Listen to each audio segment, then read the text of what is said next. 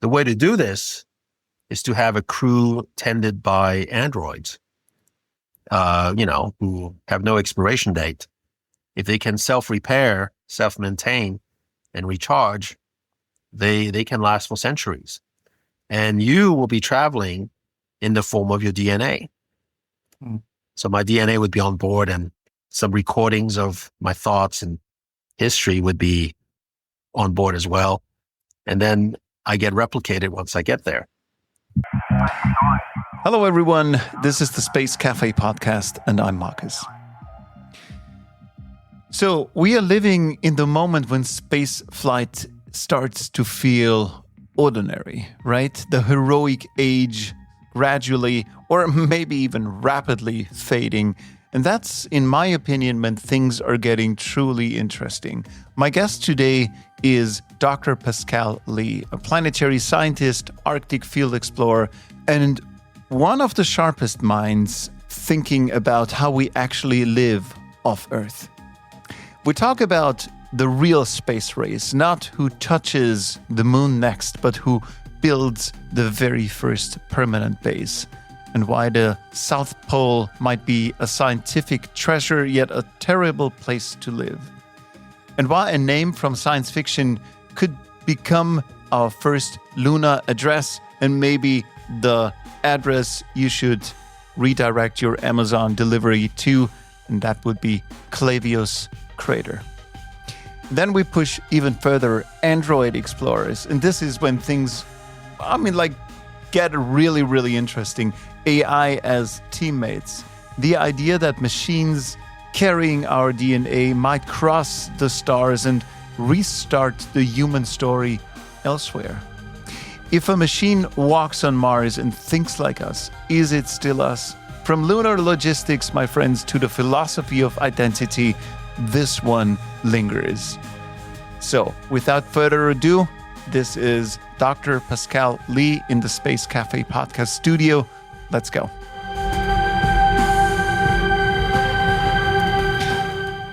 Well, a lot has been happening in space. I think what this epoch will be remembered for is when access to space all of a sudden really accelerated and became a lot more democratic in the sense of more people who were not professional astronauts starting to travel to space. It's a bit like, the early days of aviation when more and more people were flying.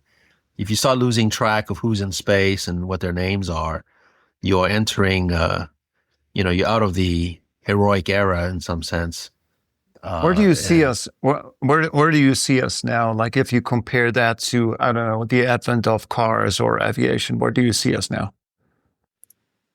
I see us in the, pre-World War I, in the 1905, somewhere in there. Yeah, where there's more and more people flying. Yeah. Mm-hmm. And, but eventually, but it's still an extraordinary thing. And of course, there's some destinations we haven't reached, so the people to return to the moon will go down in the history books. And then the people who go to Mars will probably be in the history books as well. But then, we'll eventually lose track, and more people. That's a good point that you're mentioning. Will people who are returning to the moon now really go down in history books, or is going back to the moon, is that almost becoming a necessity and not such a big thing anymore?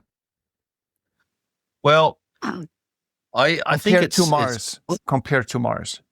Yeah, I think returning to the moon is a necessity in the sense that it's become an arena of not just exploration, but it's an arena of strategic interest.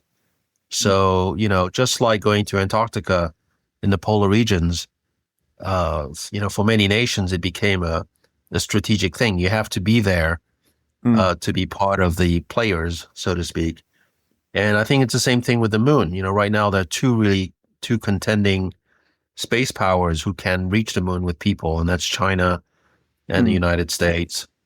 And I think the United States somehow got itself into this awkward and unnecessary space race against China to return to the moon, when in fact we shouldn't even be worrying about that. I mean, the United States reached the moon 60 years ago, been there, done that. So, who returns to the moon next, in my view, is not important as much as who's going to be setting up the first base. Yes. Setting up a base on the moon, which is a permanent human presence, is really the new thing that I think is the real space race that we face with other nations like China and their allies. I mean, like in the public eye, at least as far as I'm concerned, I do not sense a space race. I sense a very strong China, where it's not really clear what they're up to. I know the South Pole is of interest, etc. But I do not see that kind of space race we know from back in the day between Russia and the United States. So is this somewhat comparable, or is something going on in the background that I'm not aware of? I think your characterization, as far as the public's perception, is correct. There doesn't seem to be the grounds for a space race. But from the standpoint of people who are interested in the national interest, for example, of the United States, or Congress, who is looking after our position in technology in general, there's definitely a space race, in the sense that there's a big concern about China's very rapid and successful progress in space, not just in human spaceflight, but also in space robotics and in robotics in general. So there is definitely more than a perceived space race. There's something that is being called a space race here in the US, which I think, once again, is a bit misguided by saying that we're racing to return to the moon. It's not really that. That's not really the race, in my view, that we should be concerned about. We, meaning the US, the race that we should be concerned about is who's going to set up the first base. And I've been advocating that the United States not do what it's currently doing with the Artemis program, which is to land at a different location each time, do a bit of an Apollo repeat, except that now it's at the South Pole.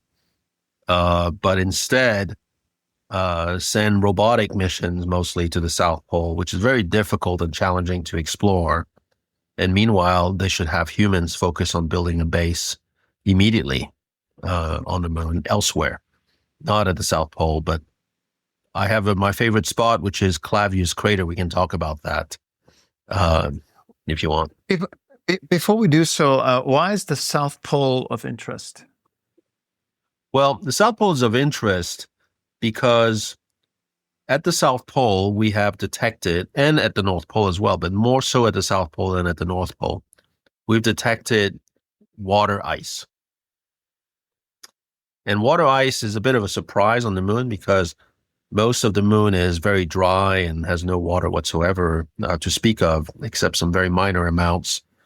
But at the South Pole, there are concentrations of water, and it is in the form of ice.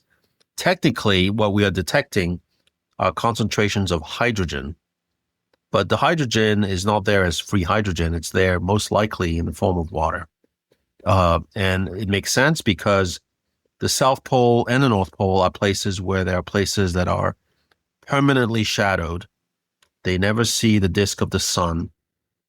In particular, the deep insides of big craters at the South Pole, sunlight will light up the top of the crater, just the rim, given the angle of the sun at the South Pole, but not the inside of the crater ever. So inside of these impact craters at the South Pole, you have temperatures of order 50 Kelvin, which is, minus 220 degrees or so Celsius. That's the temperature at the surface of Pluto. And so in this extremely cold environment, it's actually possible for water, if it was on the moon, and it seems like it is, to get trapped and to accumulate. So the big attraction, and this is sort of the strategic decision that was made to target the South Pole, is to say, wow, there's water there. That's a big resource. If we can find water on the moon, then we don't have to bring it from the Earth. And with water, you can, of course, you have to melt it to drink it, but you can also break it down, H2O, into hydrogen and oxygen. Fuel. That's rocket fuel. And so now you don't have to travel to the moon with the fuel to come back. You can go to the moon with, smaller rockets and more cheap ways. You refuel on the moon and then you fly back to the Earth. That makes it a lot cheaper. We learned in a couple of episodes ago, we learned even that combined with a bacteria from Finland or from the marshes of Finland or Sweden, you could even create or produce protein from water. Water plus bacteria creates protein. So, I mean, like water, what takes care of everything. Water is a very important resource. However, where I think is a big strategic mistake now is to jump to the conclusion that just because there's water, that there's actually enough water to make it economically viable to extract. And so often you will hear that, well, in the South Polar region of the moon, there's the equivalent of 200,000 Olympic-sized swimming pools worth of water. Okay, well, that sounds like a substantial amount of water. But in the end, it isn't, because we have maps now of where the hydrogen is most concentrated and therefore where the water is most concentrated in the South Pole of the moon, at least within the top 1 meter of the soil. The hydrogen detection doesn't go below. And in the places where there is the maximum amount of hydrogen detected, it's still only 0.5 weight percent. So what that means is if you excavate a metric ton of lunar soil, you can extract 5 kilos, 5 liters, therefore, of water. Okay. If you are 100% efficient. Okay. Wow. Now, talking about using that water to break it down into hydrogen and oxygen to refuel a rocket like Starship, a single Starship to get refueled requires 1,000 metric tons of water. Wow. Okay. So to achieve a single refueling of the Starship, you have to excavate what amounts to 26 American football fields down to a depth of 1 meter and be 100% efficient at recovering the water ice there, which is, of course, very difficult to do because as soon as you expose it, you're going to lose some of it to vapor. And even if, that right there tells you that it's completely possible that all the ice at the South Pole of the moon will just remain a scientific curiosity, but not something that's economic to extract. But the other thing is, to extract water from the moon, it's not just a matter of excavating it and exposing it. First of all, that alone could be very difficult to do because you need to operate at temperatures that are extremely cold. Digging into soil that is frozen at 50 degrees Kelvin at Pluto's surface temperature, you don't go there with a shovel, okay, or even terrestrial. It's like concrete. Excavator. And terrestrial excavators require gravity to sort of dig in. If you try to excavate something like that, you just lift your vehicle in the lunar gravity. You see what I mean? You're very light. So anyway, that's just excavating. But then you have to confine the water so that it doesn't escape into go from ice to vapor and disappear in space. Then you have to liquefy it, or at least separate the water from the dirt. Then you have to presumably transport the water. To transport the water, if you know how much heat it takes to melt ice, imagine how much energy it takes to melt ice that's at 50 degrees Kelvin to bring it to becoming liquid so that you can transport it. And transporting it by steam is even worse because now you have to heat it to the point where it's steam as well. So my point about all this is not to say that it's not possible. And that's always a very dangerous thing to say. It's not possible. The point is, will it ever be economically viable to extract water from the moon? Because what's the alternative? The alternative is to bring the water from the Earth. And, a single landing of a large starship can land 125 metric tons of water on the moon, anywhere you want. It's clean, purified water from the Austrian Alps or the French Alps or Fiji. Okay. You can have 125 metric tons of Avion water landing on the moon with a tap at the bottom. Okay.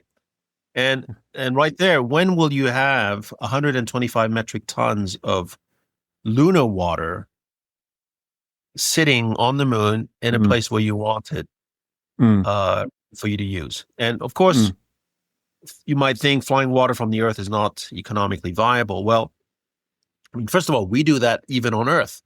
In America, for example, you can buy water from the French Alps or the Austrian Alps. You can buy water from Fiji. So we, even on Earth, transport water, even though it's a crazy idea when you think about it. Why not just use our own water? Okay. Because we can. And the other thing is, you can recycle the water that you bring to the moon. And recycling water is something that's done on the International Space Station, for example, already now. Astronauts drink recycled urine and sweat every day on board the space station. So with 125 metric tons of water brought to the moon by a single Starship landing, you can and last quite a while. Quite a while, yes. And of course, what this means is that the biggest source of water on the moon is simply the Earth. All right. So this whole strategic rush to go to the South Pole, especially with people, is really, in my view, misguided, because even though there are still some unanswered questions about the concentration of water, maybe there are places where there are pockets that are much more concentrated of ice that we just can't see from orbit. Maybe there's a lot more at deeper depth. It doesn't necessarily make it more easy to extract, but it might be somehow economically worth it down the road. It's still completely premature to send humans to that region, which is otherwise very difficult to explore. May I just ask very briefly, how big is that region compared to, I don't know, places on Earth? Because I'm just wondering, they who set up shop first, could they make any claims, like territorial claims, on the moon, on the South Pole, because the region is a small place? I don't know. Right now, the Outer Space Treaty works this way. If you have any assets positioned on the moon, there's automatically a perimeter around those assets where people are not supposed to disturb it. So effectively, you claim that area. It's a local area. It's not very well defined. It depends on what you have. But, like the Apollo landing sites, for example, everybody agrees that they should not be disturbed. I mean, they have historical value, of course, but even if they didn't, they're somebody else's stuff. And so you are supposed to stay away. All right. Define away. Well, it's understood to be, a few kilometers would be considered away when you don't essentially affect other people's stuff. But that can be done with robotic assets. The Outer Space Treaty doesn't say that you have to be there with people. So if we really wanted to claim the South Pole itself or some particular spot, you just send a robot there. And now all of a sudden you have a perimeter around it that is considered to be not to be disturbed. And so China is planning to send its Chang'e 7, its next mission to the moon, to the South Pole. And everybody can tell is that they're going to try to land at the very South Pole, even though the actual South Pole is not that interesting. as a place to find water. It's a strategic spot, as you mentioned, just because it's the South Pole. All right, and symbolically, of course, it's an important place to occupy. How big is the place? But the South Pole region that we're talking about is a circular region that would fit roughly inside Antarctica. So it's, a several hundred kilometers across. Depending on how you define the South Polar region, it could be, up to 1,000 or so kilometers in diameter. But it's that's the South Polar region, and it's the places where you have the largest abundance of permanently shadowed regions, and therefore places that seem to be repositories of water. Now, interestingly, the water ice is not only in the if we wanted to set up shop like with permanent lunar bases, would we go into those shadowed places? No, so precisely not. Precisely not. Not only do you not want to set up a base in the permanently shadowed regions for the obvious reason that they're super cold and you'd be in complete darkness at all times. The terrain at the South Pole in general is very, very rough, mountainous essentially. And not only that, but the shadowing changes all the time, relatively quickly. So one moment here you are in daylight, and then a few hours later or a few days later, you are in darkness for several days sometimes. And then you are back in daylight a little bit. And then you're in darkness for weeks sometimes. And so even if you're not permanently shadowed, there's a huge amount of shadowing going on at the South Pole, which means that imagine you're planning a drive, a rover traverse to go collect samples away from your base. I mean, you'd be driving mostly at nighttime, so to speak, if you wanted to do that, which is possible. I mean, we can use LiDAR and, various navigational tools, but it's a complexity and challenge that is really unnecessary at this stage of lunar exploration, especially because the main reason why we would be sending humans there to set up a base there is if we could extract water. And until we have a better understanding of how much water there actually is and whether or not it will ever be economically viable to extract, it's a huge strategic gamble to go back to the moon and face such challenges in the exploration of the South Polar region without there being a real promise of being able to extract water. When you talk about water, are we talking about H2O, water as we know it on Earth? Would it be potable?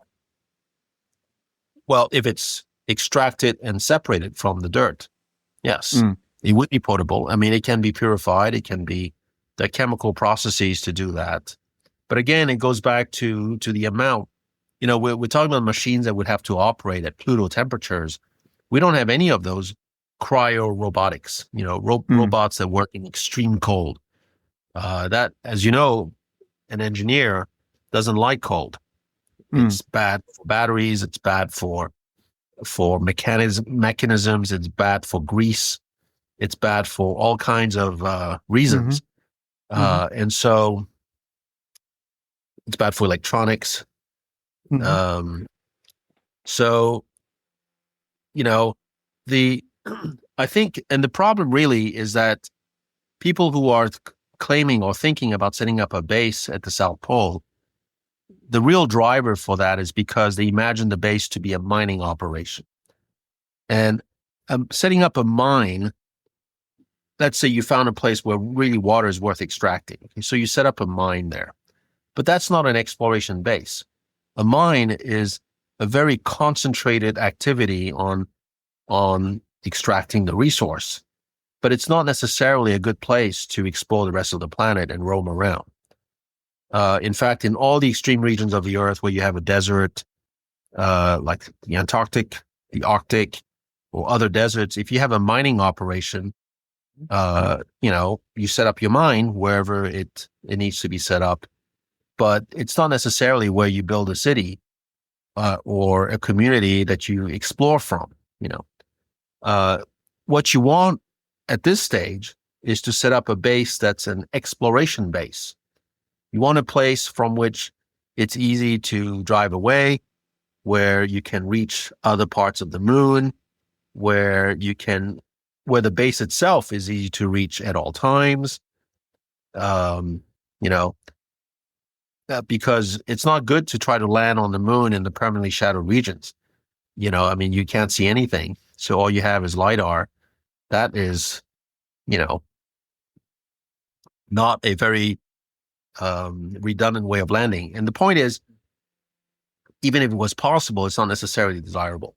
And so to me, what we should do is focus human exploration on setting up a base in a region that's outside the South Polar region, but not necessarily far from it. It can be, in fact, once again, my favorite location is actually near the South Polar region. It's in the Southern Hemisphere, but it's not in the South Polar region. So it doesn't have this huge amount of permanently shadowed regions. It has a few permanently shadowed regions, but small ones. And actually that makes that landing site particularly interesting as well. But the idea here is to separate the role of the robots and humans now, in the sense of the South Pole is still in the robotic scouting phase. The environment is extreme. We don't exactly know where we can extract water. We should send more and more robots there. And to your point earlier, occupy as many strategic locations as possible. That would be the right strategy. And then for humans, have them set up a base at a place that's user-friendly, where you can land easily pretty much at all times, where you can roam from, where you can explore not just the South Pole, but other parts of the moon, so that you really have, control, so to speak, of the rest of the lunar territory. Mm-hmm. I mean, it would be a good strategy. In Antarctica, for example, the United States has McMurdo Station. McMurdo is a big base. It's not it so happens that it's an interesting place geologically and scientifically. But the main reason why it's set up there is because it's relatively easy to access. It's on the coast of Antarctica. Mm-hmm. The sea is relatively open year-round up to that point. It's accessible easily in terms of flying time from New Zealand. It has a number of logistical attributes that make it ideal as an Antarctic base. But the work that people do in Antarctica is not just focused around McMurdo. Then you have a mobility system, in other words, airplanes, helicopters, snowmobiles, tractors, to roam around the whole continent and to explore the whole continent. So you use the base as a springboard to explore other places. Many people think that a base somehow ties you down to one location, but it's actually quite the contrary. In Antarctica, if you've done field work in Antarctica, you understand the importance of having a base there and how it enables you to access the rest of the continent because you have an infrastructure on site with mobility systems. So I'm wondering, conceptually, on public media, we have been talking about building a base on the moon and going back to the moon for quite a while now. So I'm just wondering, how concrete is all this already? Who is currently actually truly developing structures for the moon, for habitats? What will those habitats look like?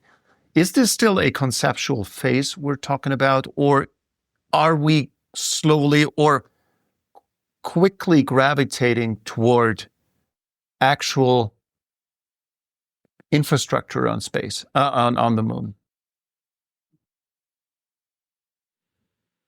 There are several efforts going on. In terms of designing a base on the moon, there is no concerted and organized effort about that quite yet. There have been, of course, many architectural studies, many conceptual studies, and these continue today. But in terms of implementing a plan on the U.S. side. Nobody is really funded in a big way to move forward with a base quite yet. Now, there are several Artemis partners who are building modules or essentially facilities that could be the embryo of a base. For example, the Italian Space Agency is working on a multi-mission habitat, MMH, I think it's called, which is a pressurized habitat. But the idea is to somehow put it on wheels so that it could be moved. That right there, in my view, it destroys the idea of a base. And I think that it's not a good, I mean, it has a particular vision and perspective and reason for that. But from a global strategy standpoint for Artemis program and all its partners, it's not what we should be doing. We should be picking a good site for a base and building more modules there and setting up shop. The Japanese also are providing a pressurized rover. JAXA, the Japanese Space Agency, is working with Toyota to build a pressurized rover. So that's a big rover in which you can live inside in shirt sleeves, sleep, and then you drive to explore. So a pressurized rover, in my view, is part of the mobility systems that you want to explore the moon beyond your base. But at the same time, there's no base right now that it would explore from. So it's challenging to sort of design a rover that,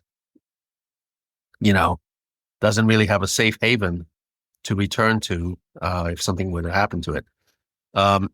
But unfortunately, there's no concerted effort. Now, the Chinese, on the other hand, in possible partnership with the Russians, and we're not sure to what extent the Russians can afford to contribute anything right now, but the Chinese are definitely building or thinking of a base. And at this point, of course, their focus is to land the first Chinese astronauts on the moon safely and return them back to the Earth. But we don't know where the Chinese would want to set up their base. I would be surprised. I mean, there has been some rumors that they're talking about the Amundsen crater at the south pole of the moon, near the South Pole. But that's actually not a good place to set up a base. So I don't believe that they would be going there. They are considering their first landing on the moon near a crater called Tycho. If you look at the moon at night, you'll see in the lower left, if you're in the northern hemisphere, a very bright crater with rays going all around it. It's the most prominent one. That's Tycho Crater. And so they plan to land, we think, inside Tycho Crater for their first landing.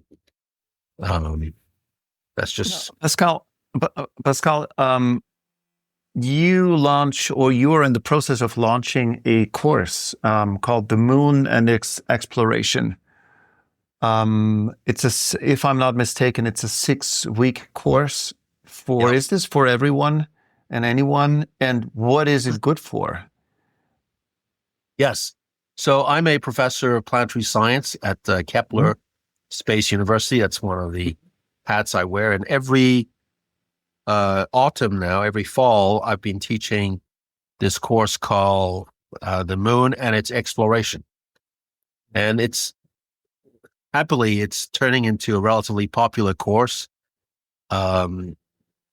What it does is it is designed for people who don't have a lot of time in their lives, might be busy with their startup companies or just busy as engineers in a space company, even going back to the moon, but who just haven't had the opportunity to have a comprehensive, compact, core body of knowledge about the moon shared with them yet. So, for example, the goal here, and this course was designed with future astronauts in mind, NASA or commercial astronauts who would need a very compact sort of icebreaker course. It's called a primer. In other words, a few key elements to start with, and then from then on you can specialize in this or that. But it's designed for astronauts, but also for people with no technical background, because it goes over things like, the first thing we talk about is the moon as the natural satellite of the Earth. So just understanding the orbit of the moon, the motions of the moon around the Earth, our historical thinking about this. Then the second week, we go through the history of lunar exploration. So we talk about the robotic missions, but also the Apollo program. Then we go into the geology and the origin of the moon, which is one of the big results of the Apollo program. And of course, even though this is not a course for that's targeting geologists, but it does make geology accessible to many people. It's also interesting for people who have a background in Earth geology and who might not know about lunar geology. So there's a chapter or a week dedicated to the lunar geology of the moon and the origin of the moon. Then we go into special places and features on the moon. So we have a week dedicated to discussing different areas of the moon that are of particular interest. Craters, impact basins, the South Pole, the North Pole, and features also of interest, caves. So that is covered in the fourth week. Then we go into the current return to the moon. So all the efforts around the world to go back to the moon, the commercial missions, China, the US, other nations like Israel and Japan, who are landing missions on the moon. And then the final chapter, the week 6, is the future of the moon. So where we talk really about what is really science fiction versus what is the likely future of our moon and our human future on it. As a human habitat, you mean? As a human habitat? Well, as a place for human activities. I mean, some people envision large cities on the moon with millions of people. I definitely mentioned that as one of the concepts or ideas that I put forth, but it's not necessarily the one that I believe has a real future. But on the other hand, having multiple bases, having machines that can transport you across the moon very quickly, and once you have a base, then you can access any part of the moon, right? And if by then we find a place where we can extract water economically, well, then you set up a mining operation, and you have a road essentially that goes from the base to the mine. But that's, in my view, a separate thing. It's a next step. It's not, you don't want to build a base on guessing where you might extract the water in the future. I mean, right now, that's what we're trying to do in some conversation, and that's crazy. Sounds like it's your manual for settlers for that sixth continent. Yeah. I mean, I think, this is the course. It's a bit like a briefing. If I have crewmates or friends or people that, I would like to go to the moon with, this is some basic knowledge that I think they need to have across the board. And then obviously, they should specialize or dig deeper into whatever they're interested in. Some of my past students, for example, were interested in underground construction on the moon, so that you can build a base underground, maybe in a cave, so that you're protected from radiation from space. Mm-hmm. Okay, but in order to really think of this correctly, you really have to have an understanding, first of all, what we know about caves on the moon today. Also, you need to know about what we know about the ground on the moon. How easy is it to excavate it? What is it made of? What types of machines would work? Which ones would not? So all of these things that are part of the background of understanding how you would build an underground base on the moon are essentially approached in the course. Same thing with another student who wants to focus on building a solar power station on the moon. Okay, so there are places where it's good to do that, and other places where it would not be so good. And then you have to consider issues like the dust that is generated by human activity around a solar farm, rocket landings. You know, you want to power a spaceport on the moon. Well, using solar panels is not necessarily a very good idea with rockets landing a lot and dust getting ejected all the time and coating the solar panels. So these are things that you can sort of analyze quantitatively if you have some background knowledge about the moon. I'm wondering, I don't know if this is too far-fetched, but can all this be compared to the early explorers we've seen hundreds of years ago on planet Earth, like Magellan, Columbus, and those guys who started to make the planet accessible for the Europeans? Is this somewhat comparable? Also considering the hardships those guys and their crew had to go through. Is this something like the next chapter in our history as humans? You know, I think they had it much harder than we do in many ways. And they also demonstrated bravery that, you know, might be matched today among humans, but we rarely have a chance to exhibit in the same way. I mean, there's always bravery in battle, which unfortunately still exists today. But I'm talking about bravery of launching yourself on a little boat across an ocean when you don't know if the ocean has an end, and where people tell you that at the very far end of the ocean, there's a waterfall. You know, that's the end of you. Yeah. So, you know, navigating to other continents before you knew the Earth was round, that is bravery. That is incredible risk taking. That's incredible, you know, sense of adventure. And I think that for those who actually fly, of course, on rocket missions, that is there. It's captured. It is still not safe to launch on a rocket. I mean, it's still a big risk. But it's a calculated risk. It's more a calculated risk than going on that boat and not knowing if there's that desired El Dorado at the end. That's right. That's right. There's at least an outcome that is more understandable. And, you know, and then, of course, the other thing is there were things that were accessible by an individual in the past or a very small group of humans.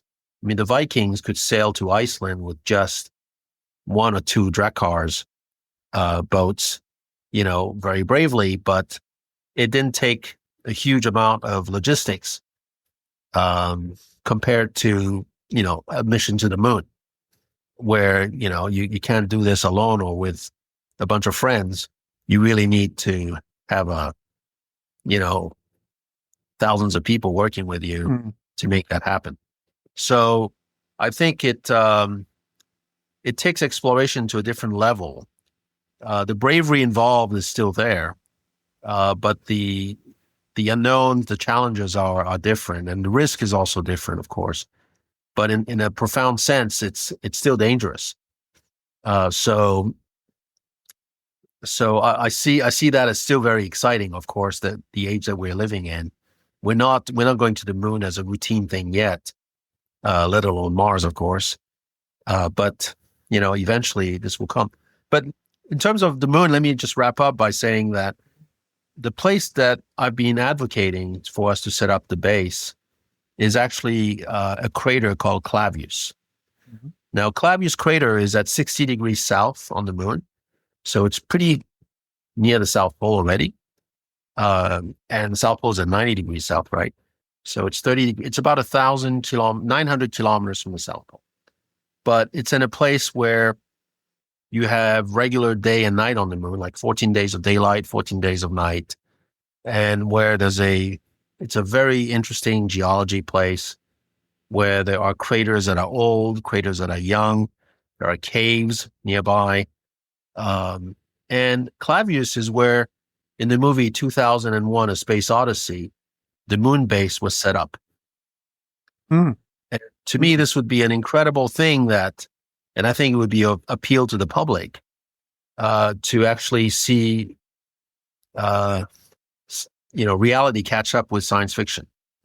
In addition to the fact that it would be a very interesting place, of course, to go, and many of the attractive features of Clavius as a site for a base were not known at the time the movie was made or the book was written.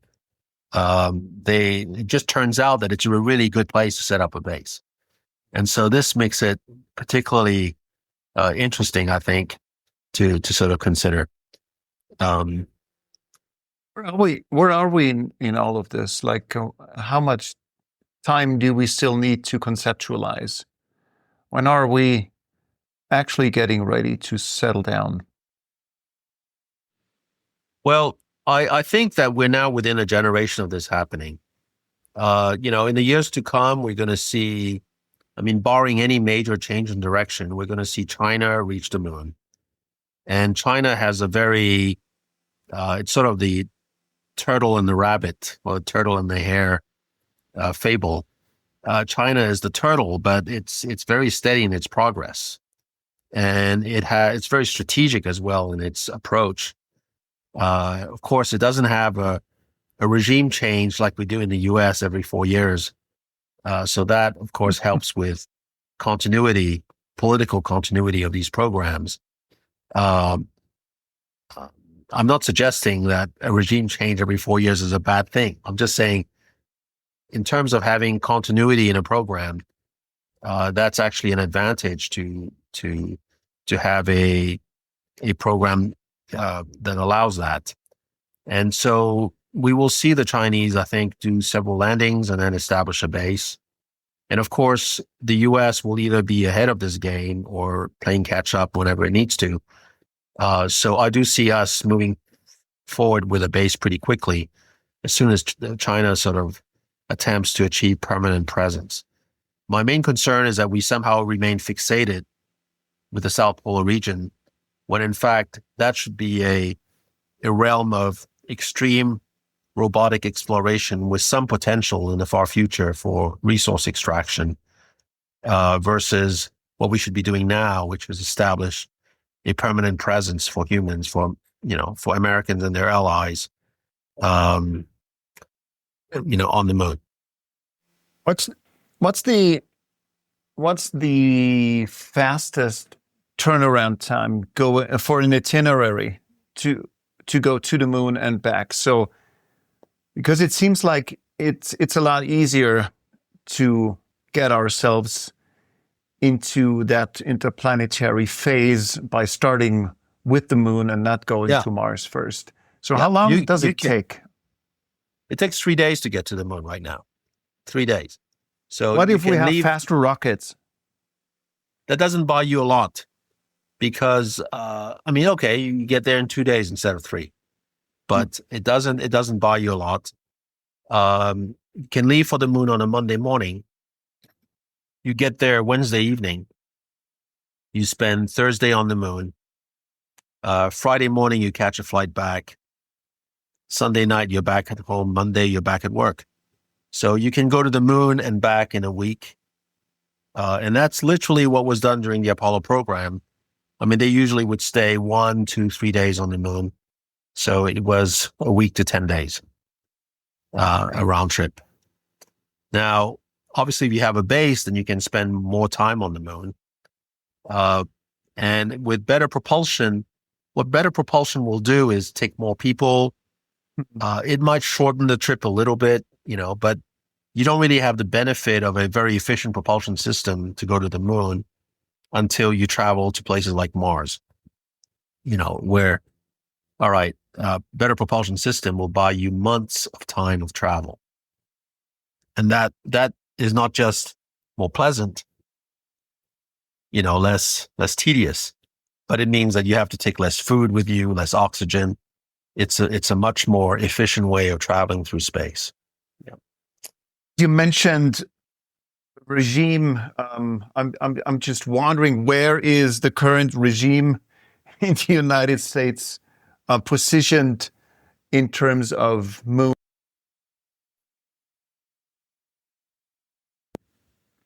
Yes, moon is of interest because we cannot ignore the moon and let China keep going to the moon and then somehow focus on Mars. I mean, Elon would like to focus just on Mars, although he does agree that a base on the moon is what we should be doing. But it's clear that for strategic reasons alone, going to the moon first is sort of the key thing that has to happen. Now, meanwhile, from a strategic standpoint, even outside of international competition, from a sort of a engineering logic standpoint, it makes sense at this point to go back to the moon, plan things well on the moon, get some experience before we go to Mars. But we don't have to delay going to Mars that much. I just, I think that going to Mars with people is something that we can see in our lifetime still. And that should really happen.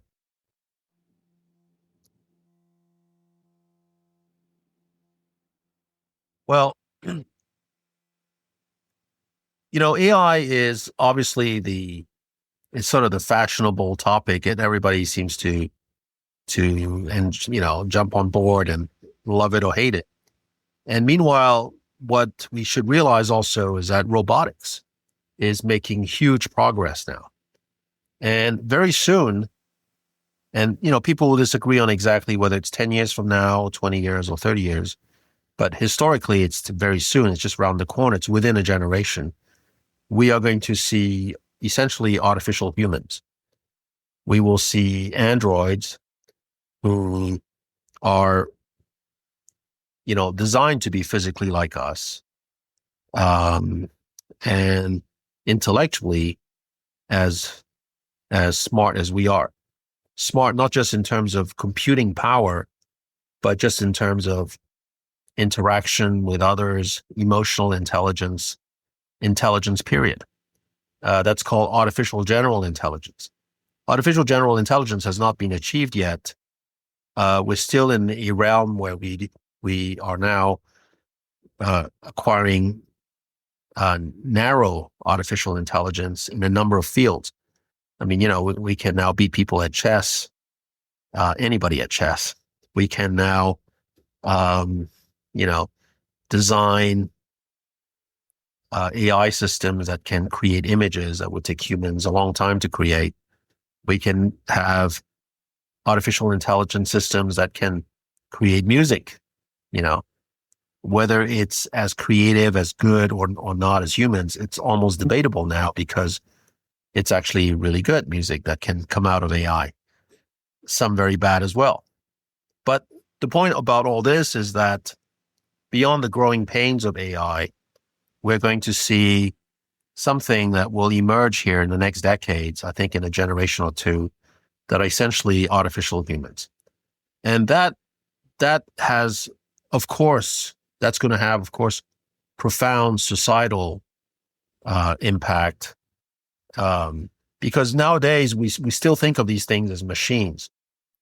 We still think of them as robots, but we will get to the point, and they will be designed for that, where essentially they will be indistinguishable from other humans. I mean, other than, maybe their biological functions, they will be, in terms of our interactions with them, their skills, our reliance on them, their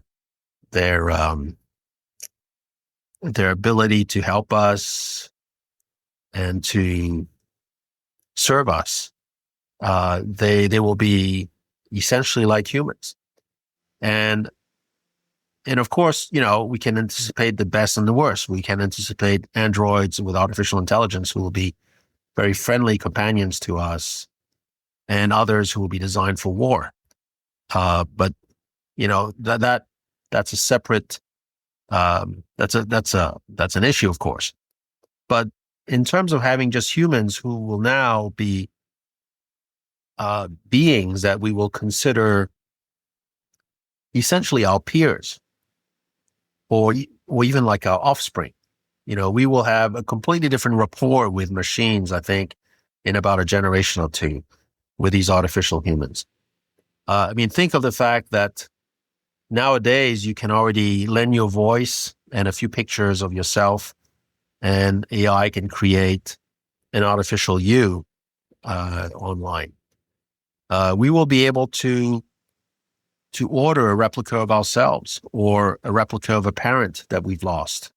If you have a recording of, I don't know, your parent's voice or your grandmother's voice and pictures of what she looked like, AI can, with an Android, can recreate your grandmother. And, whether or not it's ethical or not, it's just nobody's happening. business. It's happening. It's happening. And then, of course, my point here is that we won't think of them as robots anymore. They will be essentially humans, a different version of humans, but they will be humans. And, we might relate to them better than we would somebody from a different culture, because they'll be tailored to be our companions.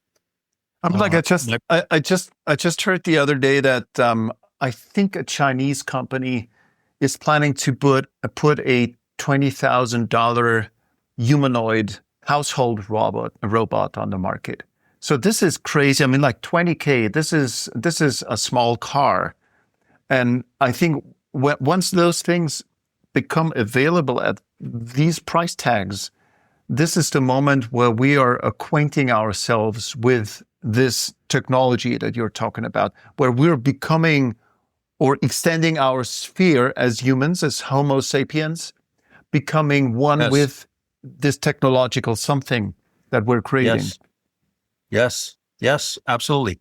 And so far, I haven't talked about space and all this, but you can see how this will solve the whole life support system issue.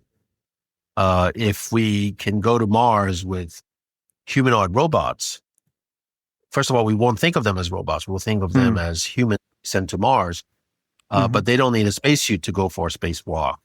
They don't need oxygen or food. They just need power. And, we can do that. We can recharge on Mars. So all of a sudden, I think, Elon Musk, for example, imagines that we should go to Mars because he wants us to be a multi-planet species. Okay. That's not a bad idea in some sense.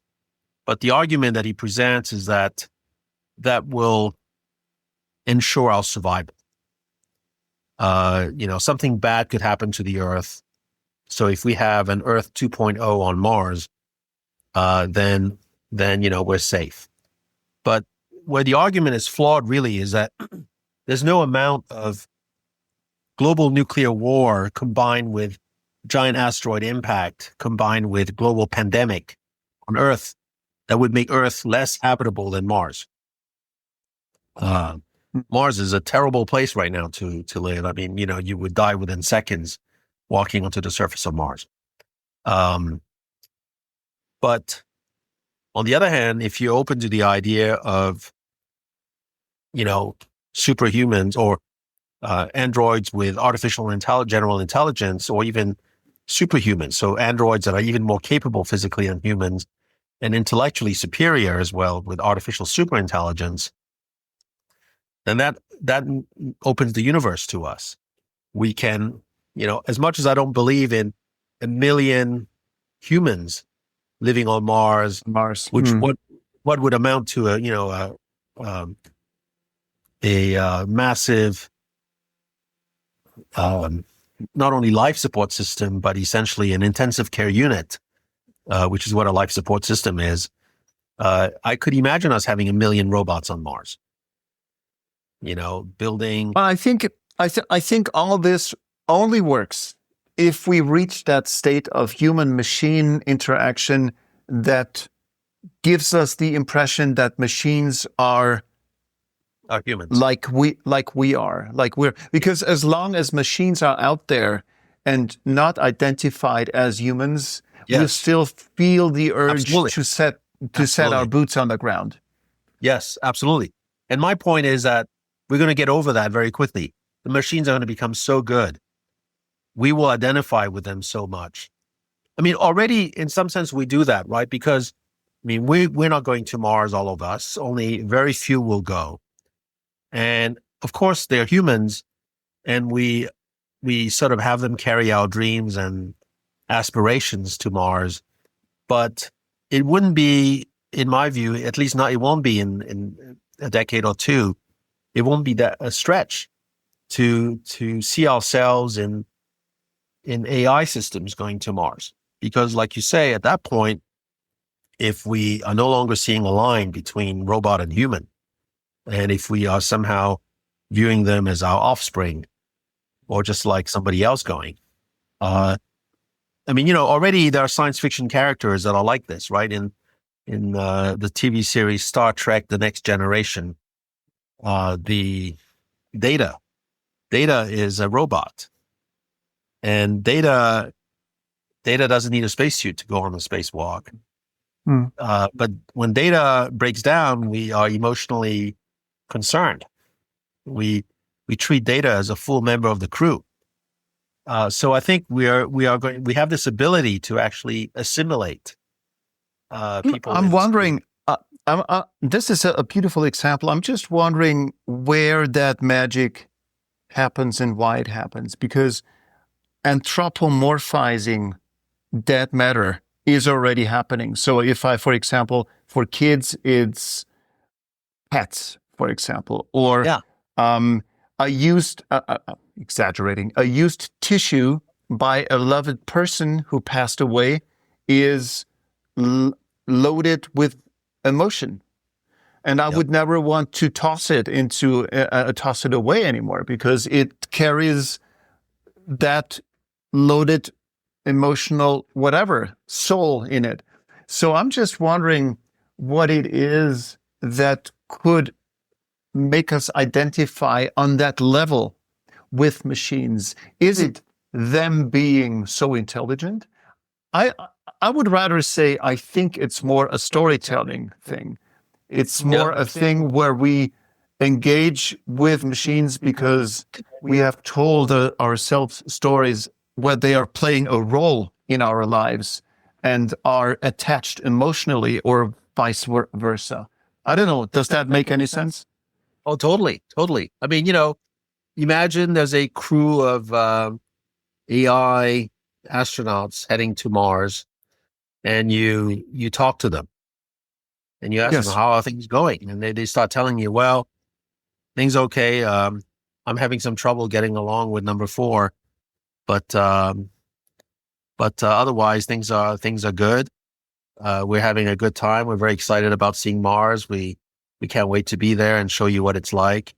I mean, as soon as you get into that kind of conversation that's intimate and with empathy, or perceived empathy, you've transposed the whole dialogue into a human relation. Pascal, there is something I would like to offer you, and maybe hear back from you from your academic perspective, and maybe you can use it in whatever form, to hear from you if it works already, because there is something I developed for a European Space Agency. So what I did is I actually connected the Hera mission. That's the planetary defense mission, the second half of the DART mission. I connected that spacecraft, the sensor stream, the telemetry stream from the spacecraft, to ChatGPT, and I opened an interface for anyone to use and communicate with the spacecraft. So you can try it yourself. And so I'm wondering, I'm really I'd be really curious to hear your take on this, if this already works, because I believe, to me, it makes sense because I developed it together with my team. So if you're interested, go to hera.space, and you can try it out. And You should totally try voice mode, because this is where the magic happens. Don't type, use your voice. And I will send you a pro account where you can use voice mode, because voice mode currently is just, it's behind a pro wall. It's not available for everyone because voice is still very expensive. So we're only giving it away to selected people. But if you're interested and would love to give us some feedback, I'd be happy to share that voice mode with you. I'd love to do that. I will. I will check out Hera.space for sure and try the voice mode. I think that, you're onto something that is very, that's at the root of a profound change here in our approach to space exploration. So from that perspective, the SpaceX rocketry and all of that, that's just hardware being hardware. But androids and AI, that's not just hardware being hardware. It's hardware becoming intelligent. And, that is an entirely different ballgame. And of course, even SpaceX and Tesla onto that, they have the Optimus robot that they are designing. So Optimus robot or anybody else's robot is not quite there yet. The Chinese company, I think, Uptech, showed how you have robots now that replace their own batteries, which is interesting to show, because even though it's relatively obvious to do, you have an Android robot approaching a station and swapping out its battery from the back and putting a new battery in. But that right there is immortality. Absolutely. Mm-hmm. On an interstellar starship, that's problem solved. And, think of interstellar travel here for a second. We're faced with considerable distances, right? I think, as you probably know, the nearest star to Earth, Proxima Centauri, is a small red star. It's part of a group of 3 stars, but it's a small red star. And Proxima Centauri is 4.26 light years away from us. Okay. Wasn't it like something like 70,000 years to travel, something, or 80,000? Yeah, it's depending on your speed, it's tens of thousands of years to get there. Now, people are thinking of multi-generational starships, where you leave the Earth in a starship, your children are born on board, they keep the journey going, although they have, in my view, very boring lives, and then this goes on for generations, and one day you get to the star. But to me, that's not the right way of thinking about it. There are also people who talk about hibernation. Hibernation, I find interesting for things that can help us humans travel within the solar system as a contingency thing. If we have a problem on a journey, it might be a solution to get ourselves in hibernation so that we can survive or wait for a longer rescue. But going to the stars in hibernation is, super risky. It's a whole machinery that has to keep you alive for centuries. It works on paper. It doesn't make practical sense. But on the other hand, I think the way interstellar travel becomes possible, and by the way, within the next few years, we should start identifying among exoplanets, planets around other stars near us, some planets that have oxygen-rich atmospheres, which by definition would mean that they have life on them, because there's no way to have an oxygen-rich atmosphere on any planet unless there's life there. Oxygen is very reactive. Have we found any such places yet? No, not yet. Not yet. But we're only at the very beginning of being able to analyze the atmospheres of these planets. So far, we've been able to detect the planets, but not quite see them yet. Indirectly, yeah. Indirectly. We detect these planets by looking at how the star around which they revolve wobbles a little bit, or loses some of its light because the planet is passing in front of the star, which is incredible already when you think about it. But we are getting to the point where we will have telescopes, space telescopes, that can actually see the planet itself and therefore make a measurement of the composition of the atmosphere. So we've already measured the composition of some planetary atmospheres of exoplanets, but we haven't found any oxygen-rich one yet. But someday we will find one, and that will become an obvious destination for us to go. It'll be, talk about adventure now, where you're going on a mission where you know that you will not be running into humans or Earth-like life. Okay. But the way to do this is to have a crew tended by androids, who have no expiration date. If they can self-repair, self-maintain, and recharge, they can last for centuries. And you will be traveling in the form of your DNA. And maybe a record of who you were, or, that could be let's say I wanted to be on one of these trips. So my DNA would be on board, and some recordings of my thoughts and history would be on board as well. And then I get replicated once I get there. I don't mean this in a sort of a self-centered way. I'm just saying that you could be quite specific about who goes, who doesn't want to go. How do you send people there, and how do you reconstruct them at the other side? But that's the solution to interstellar travel, in my view, which is android robots tending to a large bank of human DNA. And of course, once we get tell me, Pascal, what is the end game in all of this? Are we? Because I had a beautiful conversation with someone here on the show, and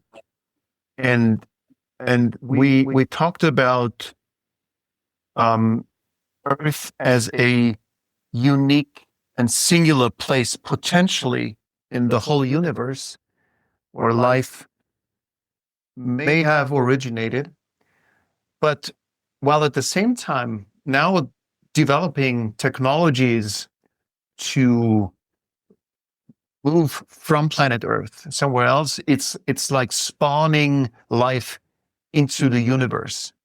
So is this like a moment where we are seeding, or is this a hybris I'm talking about because it's so human-centered? Or does this make sense? Is life seed into the universe, and the end game is a living universe? I'm among the people who say that the purpose of all this is unknown. The big picture purpose is unknown. I can tell you what motivates us. In some sense, we're curious. We're curious creatures. We want to know what's out there. And part of wanting to know what's out there goes to the heart of trying to figure out what we mean, how special we are, how common we are. It's about the perspective of ourselves in the universe. Are we unique? Or are there similar forms, even though not identical? What would another intelligent and advanced civilization look like? Those are things that are theoretical right now, but there's an answer to that, which is to reach those places, either ourselves physically, biologically, which is very difficult, or through machines that we create. And then there's, of course, other breakthroughs like, traveling through a wormhole to cut the travel time altogether. But that's even farther out in the sense that relies on physics and wormholes that we haven't quite mapped out yet, and physics that we haven't necessarily finalized. Not to mention the hardware, the engineering of traveling through a wormhole. But interstellar travel that lasts centuries, that's something we can do, and it's not necessarily very expensive. If you're sending androids, by the time we're talking about these androids that we're talking about, they'll be all over the place on Earth. So, 2 or 3 more androids, and you don't need that many on a journey to another star. You could have just 3, maybe 5 androids, for some redundancy, be the crew, and they would carry the DNA of 1 million people, or even more, 1 billion, wherever it wants to go. And, keeping that preserved and radiation shielded is a lot easier than keeping people Because alive. I guess one of the costliest things ever is to get humans into or off the planet, because we need to put in place all those vital Yeah, technologies to keep up. So this is where the money is at. So if we can remove that from the yeah, calculation, things get really less expensive. absolutely, absolutely. Less expensive, and then it's a much more robust solution because it is credibly something that can work over centuries.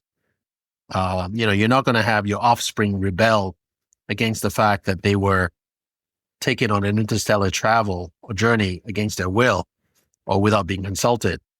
Um, you know, so I have all of a sudden hope with the emergence of AI and the advances in robotics. I have new hope for interstellar travel. And I think, but just to give you a sense of the distance of the nearest star, we say 4.26 light years. I think I might have mentioned this before, maybe not on your show, but if the sun were the size of a grapefruit, and you put the grapefruit in San Francisco at the beginning of the Golden Gate Bridge, Pluto is a tiny little pinhead at the distance of the first pillar of the Golden Gate Bridge. The nearest star is not a grapefruit; it's actually a small cherry at that scale.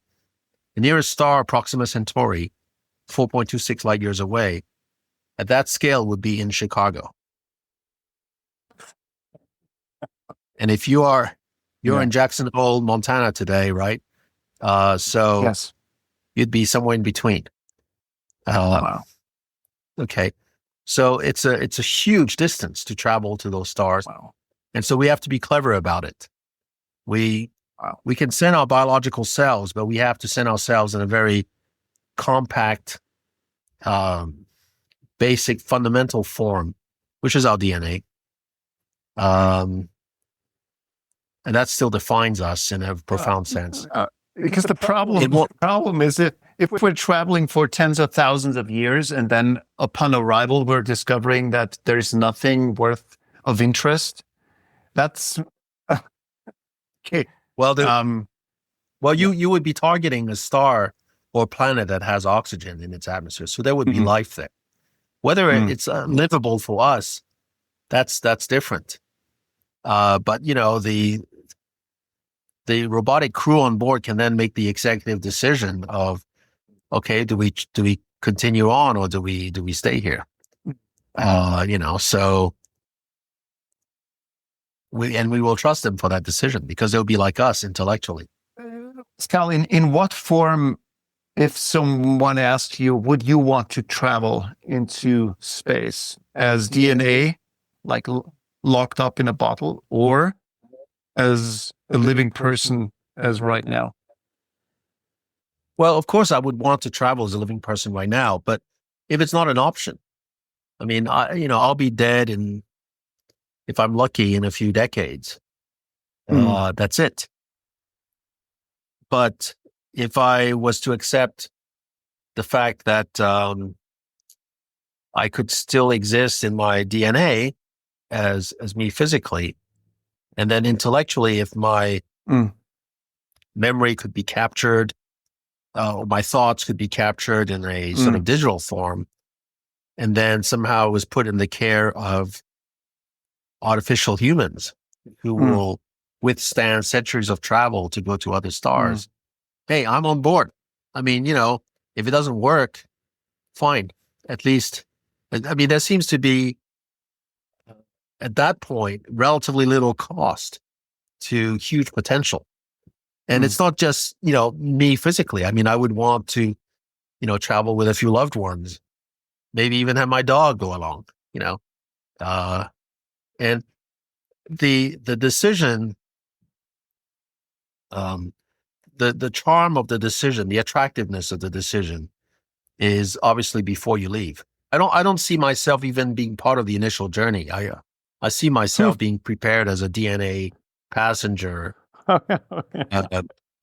up front and then be loaded on board. Okay, replicated. So let's go for the replication period. So because you would want to have some music to keep you entertained on that new planet, what would it be?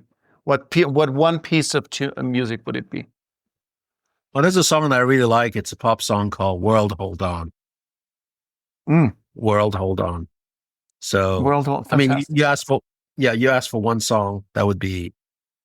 That would be the one. Great.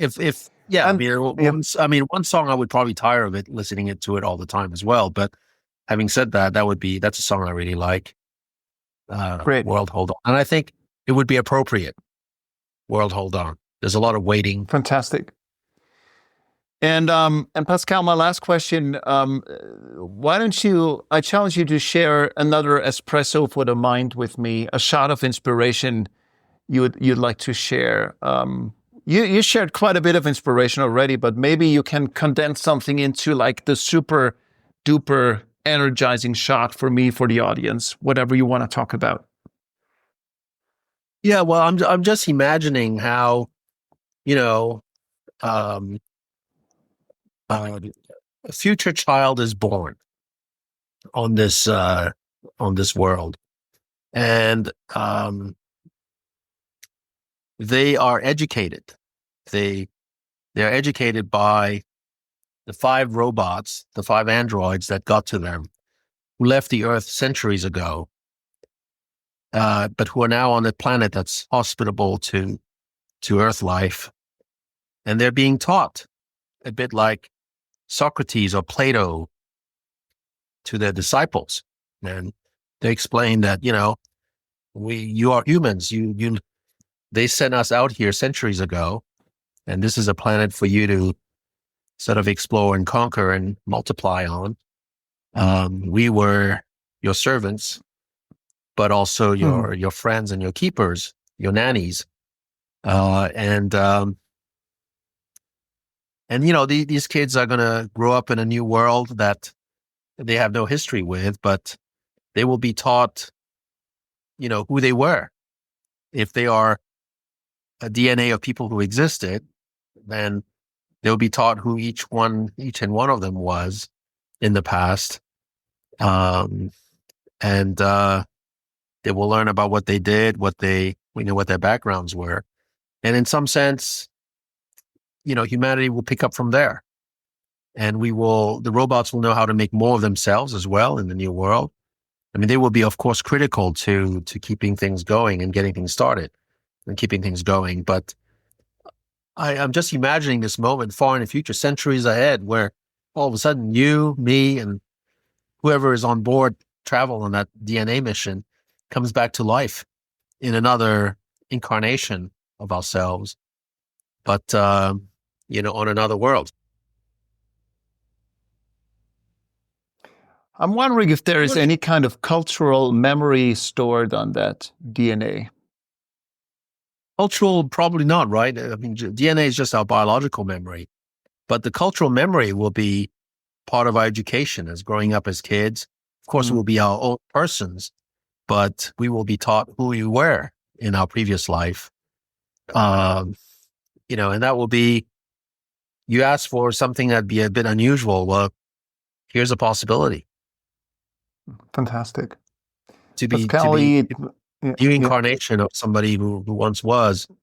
This is crazy. And of course, you're your own person, but you're in a different world with a new start. It's a beautiful symbol that we dearly need also at this very moment in time, where we're transitioning into something and hopefully making it onto the other side.